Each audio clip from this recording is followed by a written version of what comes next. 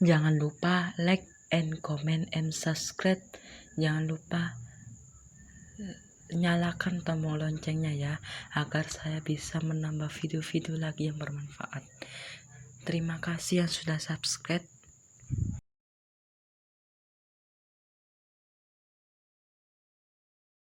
Assalamualaikum warahmatullahi wabarakatuh.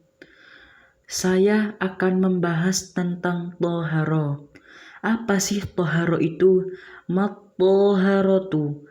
Toharo adalah mengerjakan sesuatu hal yang tidak sah sholat, melainkan dengannya, seperti menghilangkan najis.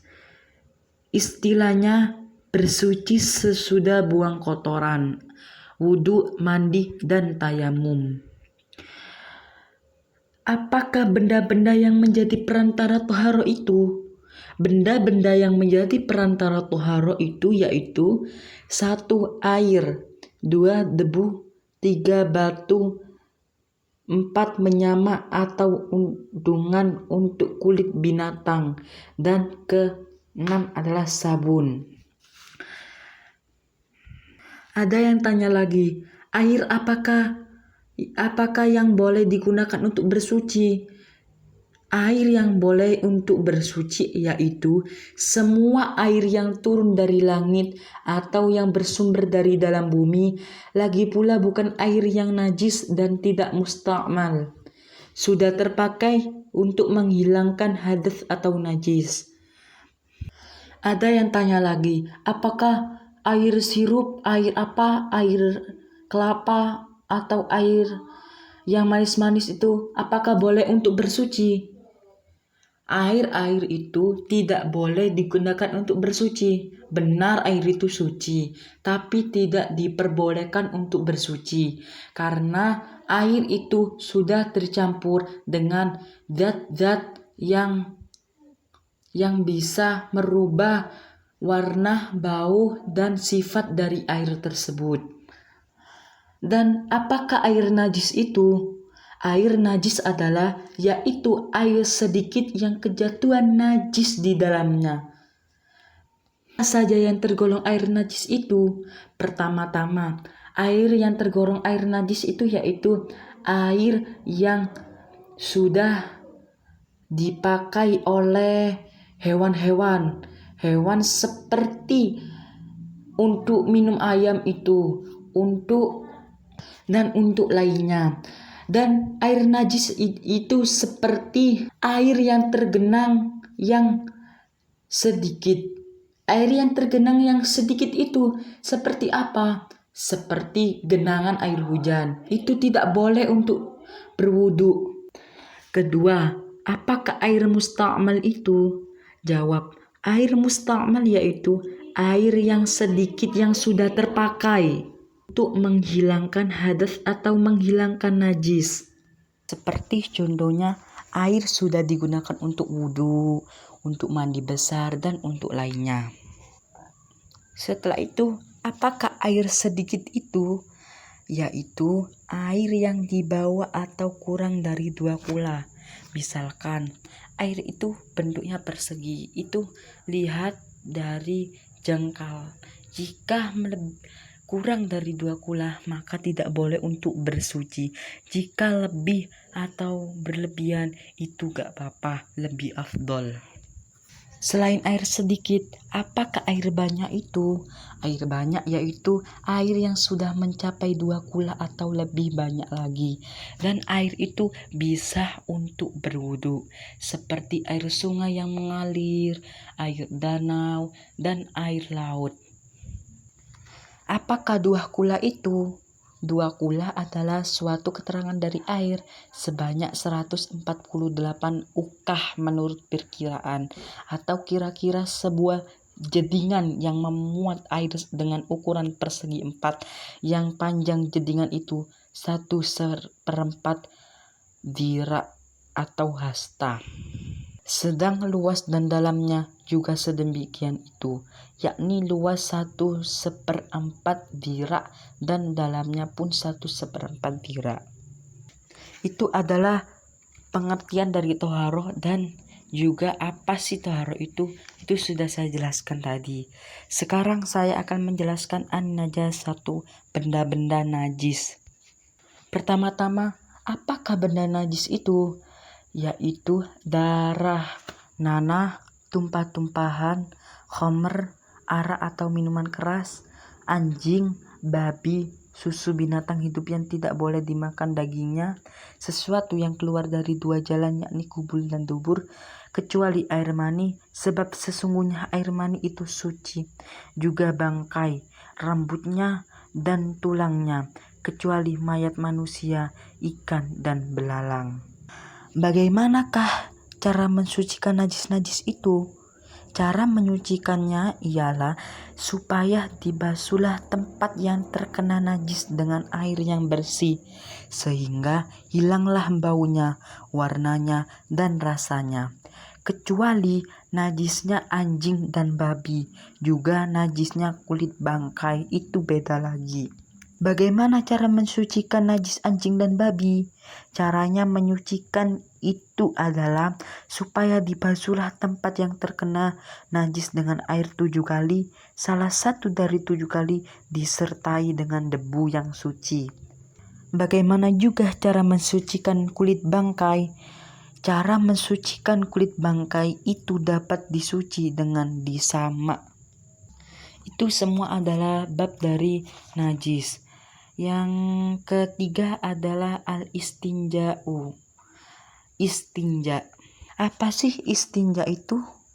Istinja ialah membasuh atau mensampai bersih kedua jalan, yakni kubul dan dubur, dengan air untuk menghilangkan apa-apa yang keluar daripada keduanya itu, seperti air kencing dan kotoran. Bolehkah beristinja dengan batu? Yajudul istinja'u bi thalathati ahjarin hatta tazulan najasatu minal mahalli. Boleh beristinja dengan 3 buah batu sehingga hilang najisnya dari tempat keluarnya.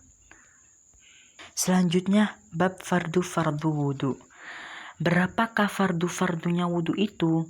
Jawab, fardu-fardunya wudu itu ada 6, yaitu pertama niat ketika membasuh muka, kedua membasuh muka, ketiga membasuh kedua tangan sampai kedua siku, keempat mengusap sebagian kepala atau rambutnya, kelima membasuh kedua kaki sampai kedua mata kaki, dengan keenam tertib. Berapakah sunnah-sunnahnya wudhu itu?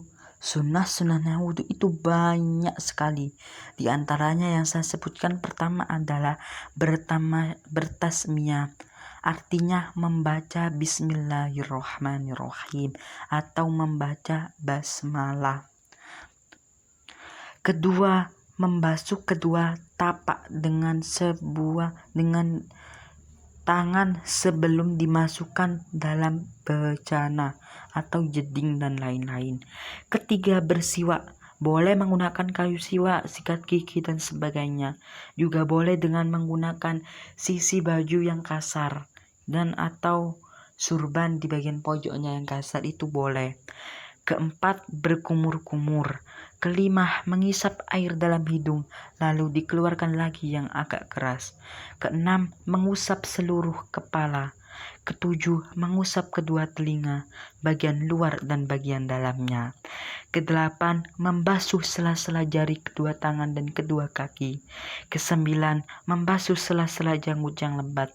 Itu harus dibasuh ya sunahnya ya, jika ingin menambah kesunahan tersebut. Kesepuluh, mendahulukan anggota yang kanan. Yang kanan harus didahulukan atas anggota yang ke kiri. Jadi yang kiri dibelakangkan atau setelah yang kanan. Ke-11, bertiga-tiga atau maksudnya dalam mengerjakan apa-apa yang menjadi fardu dan sunnahnya wudhu, itu diulangi sampai 3 kali. Ke-12, mualat. Maksudnya mengerjakan itu berurutan tanpa dipisahkan antara fardu satu dengan fardu yang lainnya. Ke-13 atau yang terakhir, mengucapkan doa sesudah berwudu. Doanya harap diperiksa dalam juz 1. Doanya ya. Setelah itu, berapakah hal-hal yang merusakkan atau membatalkan wudhu itu? Jawab, hal-hal yang merusak wudhu itu ada 5.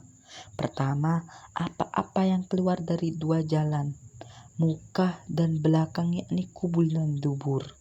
Kedua, tidur dengan tidak menetapkan tempat duduknya dari bumi.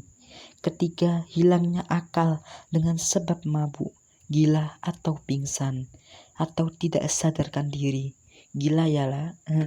Semua yang tidak disadarkan diri itu gila atau kurang akal. Keempat, menyentuh wanita anjnabiyah, yaitu wanita yang boleh dikawin. Jika sudah kawin, apakah masih muhrim? Yang sudah dikawin itu sudah muhrim, jadi boleh untuk menyentuh sentuhan. Kelima, menyentuh kemaluan manusia dengan tapak tangan bagian dalam. Jadi menyentuh itu kegeser sedikit itu bisa membatalkan wudhu. Apakah makruh-makruhnya wudhu itu? Makruh-makruhnya wudhu itu ialah berlebih-lebihan dalam menggunakan air. Misal air itu digunakan untuk mainan, digunakan untuk apa-apa, itu tidak boleh. Yang kedua, bercakap-cakap selain berzikir dan meminta pertolongan orang lain untuk mengerjakan wudhu itu. Selanjutnya, apa sajakah yang haram dikerjakan atas orang-orang yang menanggung hadas kecil? Orang-orang yang menanggung hadas kecil itu haram mengerjakan. Pertama, sholat. Mengapa? Karena sholat itu harus benar bersuci. Ada najis sedikit pun itu bisa membatalkan sholat. Kedua, tawaf atau mengitari Ka'bah.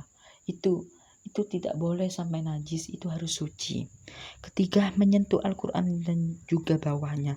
Itu tidak boleh menyentuh Al-Quran jika tidak mempunyai wudhu. Begitulah penjelasan kali ini yang bisa saya sampaikan. Jazakumullahu khairan katsira. Wabillahi taufiq wal hidayah wal inayah. Wassalamualaikum warahmatullahi wabarakatuh.